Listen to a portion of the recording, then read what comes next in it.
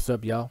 Appreciate you checking it out, checking it in, Happy Turkey Day. It is Turkey Day, but very full of food, so maybe a little sluggish. But if you like what I do, then hit the like button and tell all your friends to subscribe, because I'm trying. I am. Anyway, this one is another one inspired. I think I have a phantom producer out there by the name of Adare Penent. I'm gonna just call you from now. I'm just gonna AP. Okay, how about that? Because even though I've gotten used to saying your name, AP is just cooler. I don't know. Whatever. Just AP. AP's back again with another quest, and the quest was related to the Super Console, which we codenamed the Compass, because it's all encompassing. Encompass, maybe? Compass. Anyway, because it leads you to where the games are, whatever we said. Question was, can you please make a video how much it would cost if Microsoft plus Nintendo plus Sony plus Sega equals made a Super Ultimate Console, and all the emojis and stuff. And I said to myself, that's a good question. Kind of, sort of.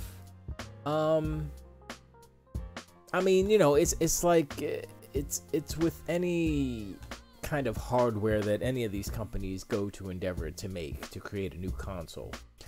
The fact that if they join forces, it's not going to be any different than if they did it alone, except they would have more resources, money wise, but it wouldn't cost them any more, I don't think. Mainly because they're going to follow a certain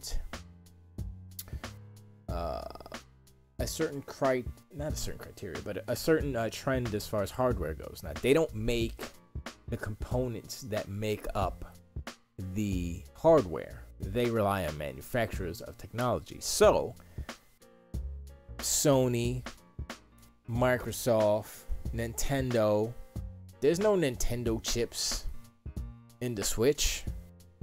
It's Nvidia chips, you know. There's no Sony chips. There's no Sony CPU in the PlayStation. Come on. There you go. In the PlayStation. What was it again? PlayStation 5.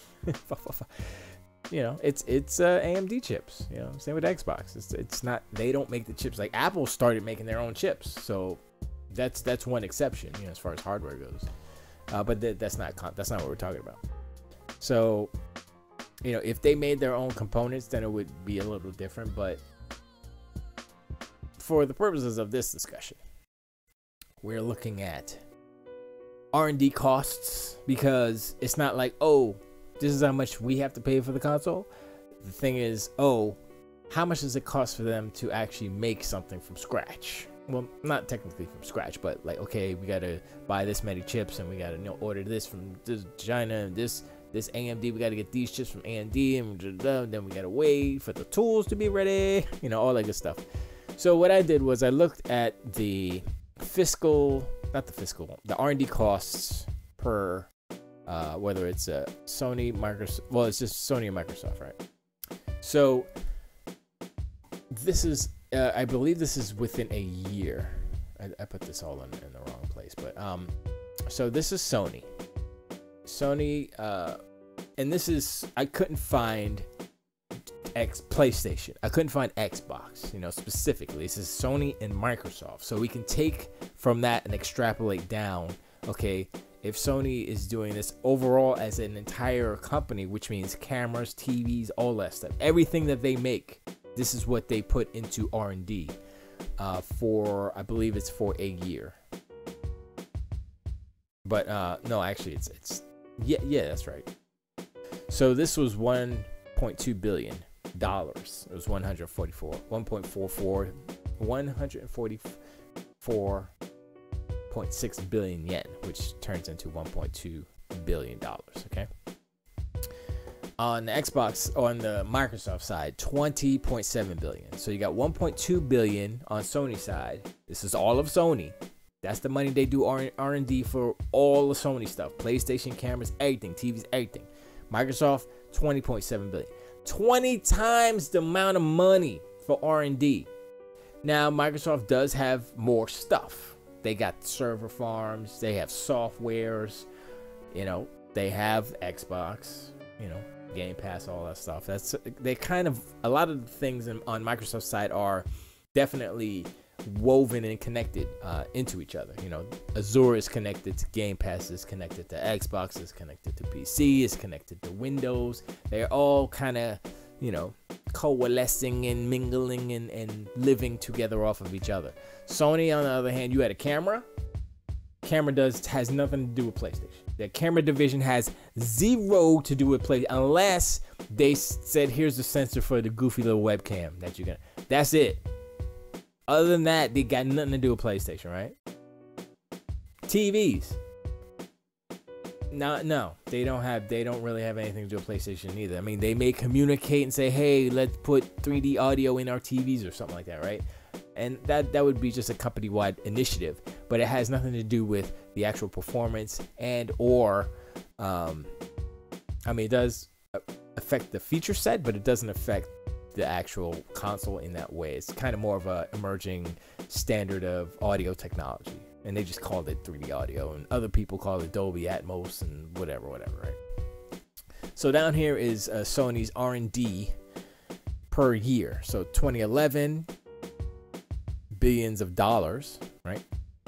2011, 3.99. 2012, 4.36. 2013, So averaging about 4.5 billion of R&D of all of Sony. So we'll take these numbers over to 1.2, right? Because 1.2 is like, I guess that may be just year to date or whatever. Yeah, it looks like it's just year to date.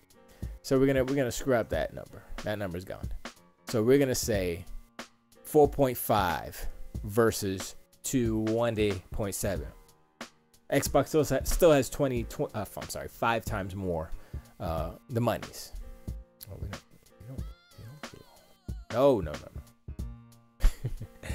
No. So yeah, you have that, and then that's what I looked up for that number, so that doesn't matter either, so that's gone. So we have these two.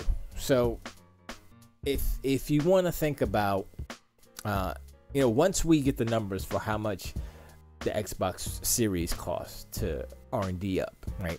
Once we get the numbers of how much the PlayStation costs to R&D up, then we can extrapolate from there. Okay, so it'll cost probably a little bit more for the newer stuff, maybe, but it's not gonna be like, oh, it's twice as much or it's 4 times as much, whatever. Because, well, it might be because of you know, chip shortages and stuff, but I don't think that's the case. That's manufacturing costs that has nothing to do with R&D. So the cost of a super console from Microsoft, Nintendo, Sony, and Sega would not be that much more than what they are spending trending wise. So the next gen console, right? Say if the next gen console was the Compass, was the super console, it wouldn't be anything different than or more different than what they had spent on the PlayStation 5 and the Xbox Series console. So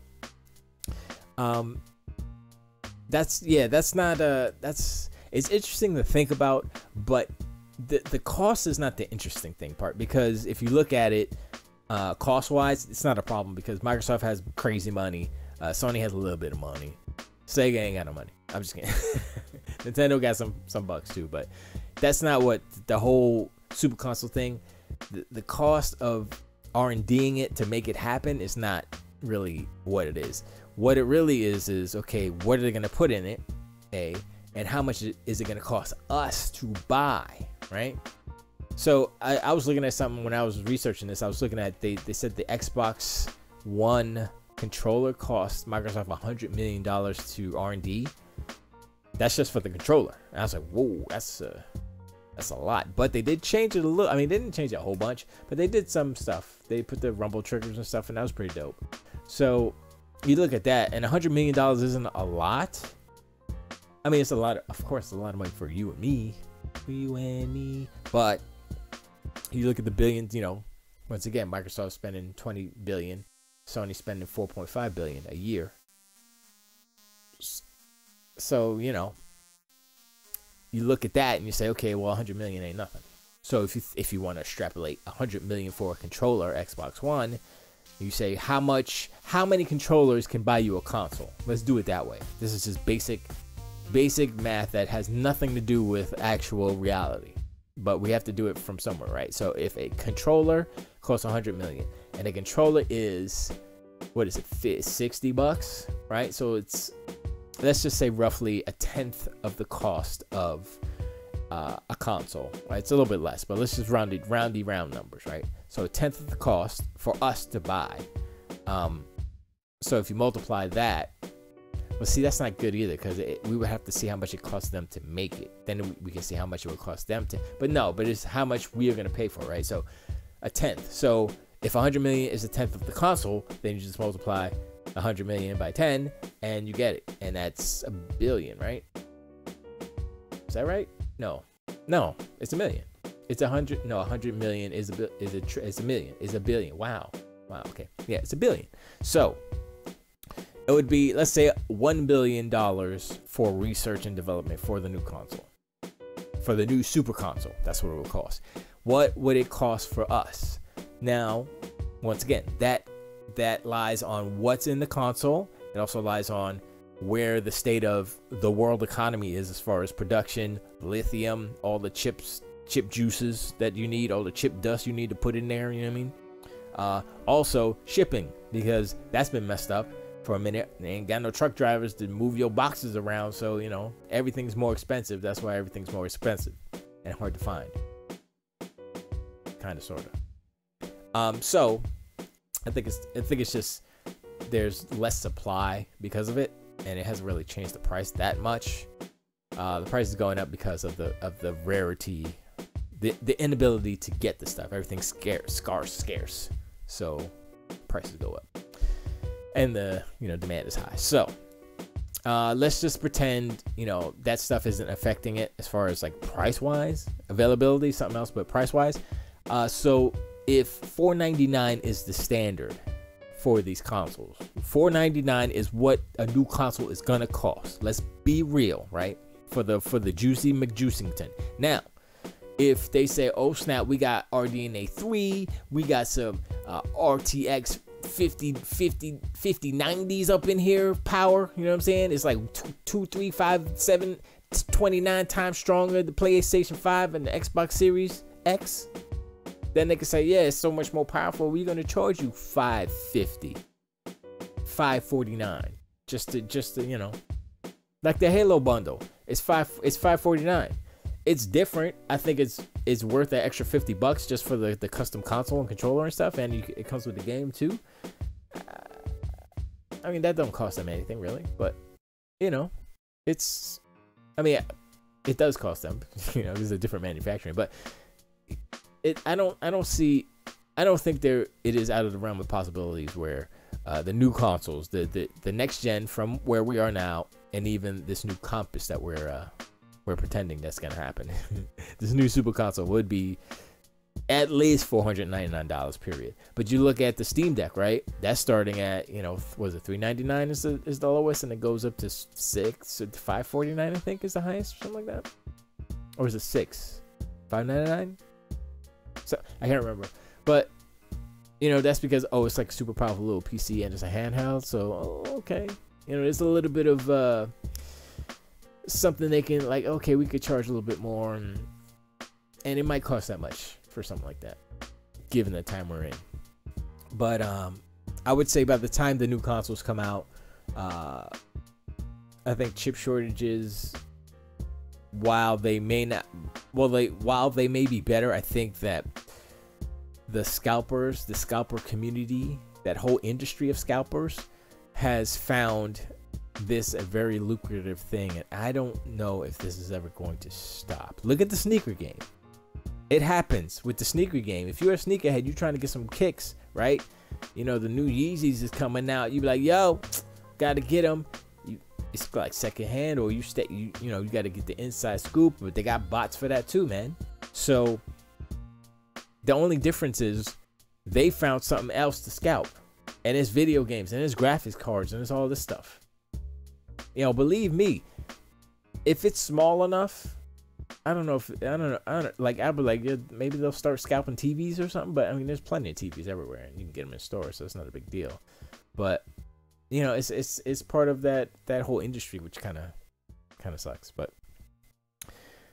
as far as, like, you know, Super Console, let's just say $4.99 at cheapest, $5.99 at the most expensive, right? So that's what it's gonna cost us to buy. What would it be? I mean, that's delving into the other video, whereas, you know, it'll be a Microsoft and Sony collaboration on hardware. Nintendo, it's just going to be like, you know, we don't care. We just going to make the games pretty, and that's what we do, because they don't really, it's not about, Nintendo's strong suit is not making super dope hardware. It hasn't been that since, I think, the GameCube. They tried it, and then it was like, you know what I mean? So they're just like, it's all about the games and the fun factor. So with the hardware being in the Microsoft Sony's hands, Nintendo's just going to focus on making games pretty and good and fun on whatever hardware that they are handed. So Nintendo and Sega will just make the games on whatever Microsoft and Sony come up with. So I think the PSVR would be a thing still. You know, it's kind of a still niche thing, but it'll still be there. It'll just kind of be a smash up of all the best parts of all the companies, I think. You know, and that'd be cool. So I got none. That'd be a cool thing, but you know, that's not gonna happen. But yeah, I mean, it's I don't think. It's kind of interesting, but you'd have to get into, I mean, the real nitty gritty. We need more information as far as, okay, is there going to be a disc drive? Is there going to be something past 4K Blu-ray? Is there going to be 8K Blu-rays? Is that a dying media? Should we really concern ourselves with physical media anymore? Or should it be more of an add-on like the 360 had? Which I'm not exactly opposed of. Like, say if it was a Series S type of or the all digital PlayStation 5, right? There's no disc drive, right? There's no physical media. But if you want to add on a Blu-ray, a free 8K Blu-ray, whatever is the next one, right? And once again, that market is shrinking. It's becoming shorter and smaller because of all these streaming platforms, Disney Plus, Netflix, Paramount Plus, whatever, right? So that stuff is shrinking as well. So if they say, okay, look, we're going to have all digital consoles, but we're going to, well, they'll have both, right? Just like this generation, they're going to have a console with a disc drive in it because of backwards compatibility on Xbox side, at least. And they're going to have one without. Now, if you notice, the Series S is selling more than the Series X because one is cheaper. I mean, by a lot, $200. And I'm like an old graphics whore, right? And I'm looking at the Series S like, I think maybe I should get you. Should I get you? And it's sitting there like, yeah, you should. I think you should get me. I'm saying, though, should I get you though? Should I get you? And it's in, yes, get me. And I'm like, okay, maybe, I don't know, but I think moving forward, I think they're gonna do this is like it's a precedent, and I think it's something that's going to move forward for both, for a super console. If there were a super console, it would be digital and media. Now, would they do digital, all digital plus a add-on drive? That might happen. Like I said, how 360 had the HD DVD drive. They only did that because of the format wars. But as far as consoles, they could say, okay, this box is an all digital box, but if you have an old library, you can add on $50. You could get this little Blu-ray drive for $50. It's a cheap little entry. You slap it on there, boom, and you could play your old games. And I'm thinking about that. And I'm like, you know what? That's not a bad That's not a bad deal right there, because think about it. When you use a physical media on a PlayStation 5 or Xbox Series console, Series X, it's not reading off the disc. It's downloading the data. It's okay. In a perfect world, it would download the data off the disc. In reality, it goes to the marketplace, wherever the digital game version of that game lives, which is the newest version, because they're always going to have day one updates, right? Day one patches, and it's downloading it from the internet anyway. So you have the disc. The disc is only the license. It's actually not the actual game that you're playing. The actual version of the game that you're playing, not generally the disc. Now, there's some old games that, you put it in and it still works if you have a certain firmware version on your console. Sure, there's some exceptions, but overall, physical media is pretty much dead, only because of the fact that you're not using the actual data on the disc. It's just the license to get the data from off the internet. The day one data, the new version that they've been working on since the game went gold and they pressed the disc, which is outdated. So an add-on drive for backwards compatibility for people who want to still have access to their physical library, that might be a possibility. I think just for cutting costs, I think that might be a possibility. And also, it'll help with thermals. It helps with the design, heat, and all that stuff. So yeah, the more you can take out of the system, more as far as as far as heat dissipation or just pieces that cause and create heat. I don't know why I'm stuttering. The better. So yeah, I think that might be a possibility, but if it doesn't happen next generation, definitely the generation after that. I think we're gonna be done with disk drives as far as it being in the system on launch. I think it'd be an add-on thing, and I'm not sure why. I mean, Microsoft did that. Sony didn't have a add-on drive for any of their consoles. I mean, they had a hard drive and modem thing, but that was PS2. But they didn't have a add-on disk drive. Never. They didn't need one. That's one thing. So Microsoft has already done that. I can't remember how much it actually cost. I think it was $120 or something like that. It was just a little bit too much. But once again, that was a new technology. Now, we as consumers know those drives don't cost that much. Okay, you put it in a little enclosure. Right, you give me a little wire to plug it in. Maybe you put in a super, DVD port in, or a Blu-ray port in it, something proprietary, so you could just plug that in there. But that's extra money too. So if it's just USB 3 or 4, whatever the next one is, the faster USB, maybe that's better. Maybe that's good enough. I mean, it was good enough for Blu-ray. Well, that was DVDs, HD DVDs, excuse me. So like, if we're gonna go 8K, you're gonna need faster data.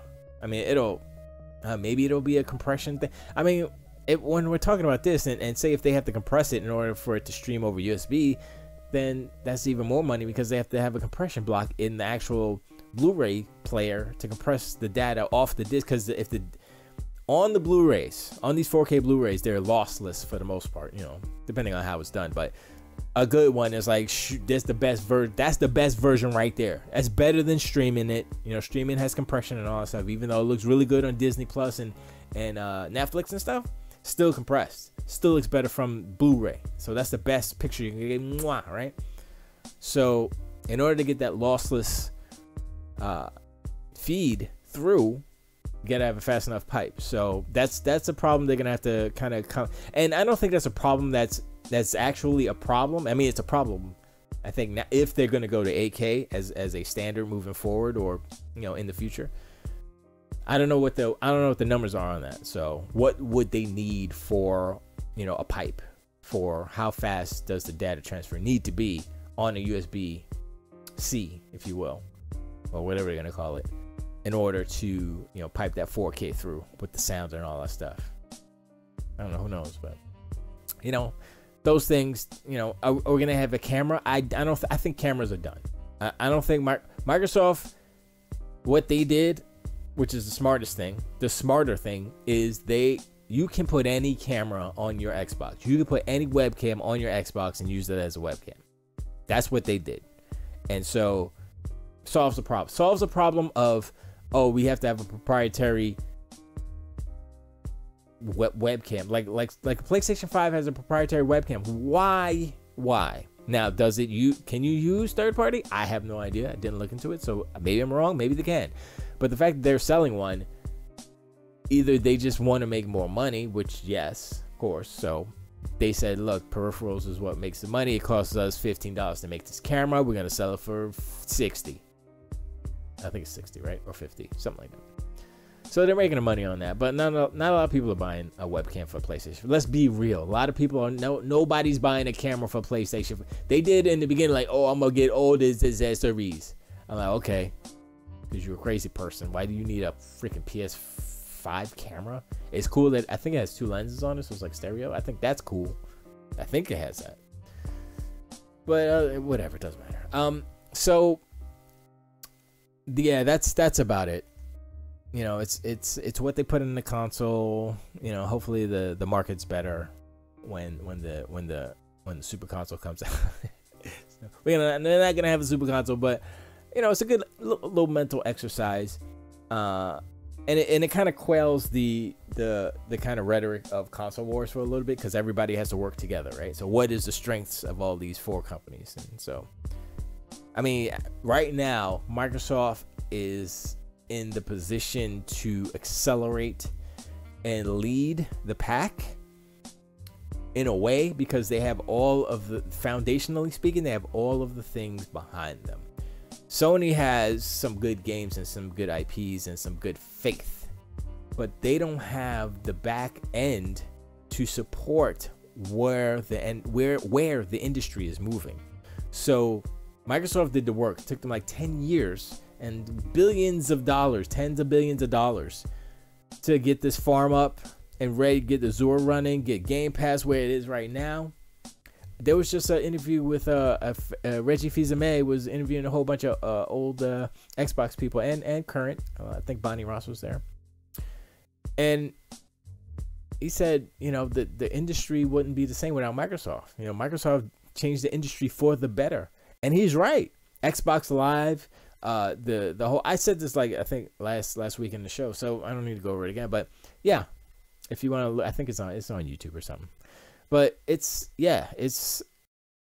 Microsoft is in the position to make games, to bring games to another level, another plateau that will help all these game creators. You know what I'm saying? That's what Microsoft is doing. Microsoft is trying to make gaming better for everybody. Sony's just trying to make all that money. I think Sony is a little short-sighted, or they were short-sighted, and they're trying to correct it. They're trying to turn the ship now. And I don't think they have the right tool set. I don't think they have the right tools in their toolbox to make what they need to happen. I will guarantee you. I'ma guarantee you that Sony wishes that they had what Game Pass was. I will guarantee you that Sony wishes that PS Now was Game Pass and Game Pass was PS Now. With those numbers, 10 million plus playing Forza. I think it's at 11 now, probably. It's been a day. It's probably another extra million.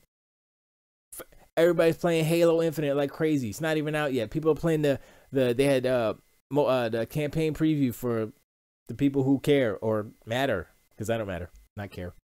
And nobody's saying nothing bad about Halo except for the Battle Pass. That's it, the progression of the Battle Pass, and that can be fixed. Now, will they fix it? I hope so. And if they know what's good for them. Right now they're on vacation. They're like, yo, we need vacation. We tired. But we gonna fix some stuff. Don't you worry. So look, they know what's up. They've heard the videos upon videos talking about, yo, you need to fix this Battle Pass, and I think they will do something. I mean, they will do something, but hopefully they'll do the best thing, which is, I have no idea. Just make it the progression better. You know, that's the main thing. It's just the progression needs to be a little bit faster and a little bit more rewarding to keep that carrot fresh. But anyway, that's all I got for today. Appreciate you guys. If you like what I do, like and subscribe, hit the bell notification, I guess, whatever. Just I need more subs. That's all I need, really. Music video update is that the new song, which I haven't revealed the name of the song yet, is closing in on the final. I'm gonna give myself a week. Well, actually, I'm gonna try to get it out for Monday coming up, but if it goes past Monday, that's fine. I'm not rushing it, but you know, I also want to keep to certain deadlines and not like drag my feet or anything like that. So there's a few things I need to fix and add, a couple of unfinished scenes, but other than that, it's almost there. Almost there. There's a few things I want to add, and I'm having issues with certain effects. So that's a whole nother discussion that we'll have. But anyway, I appreciate you guys hanging out. Zap, zip, zoop, bibbity boop. Tilt away.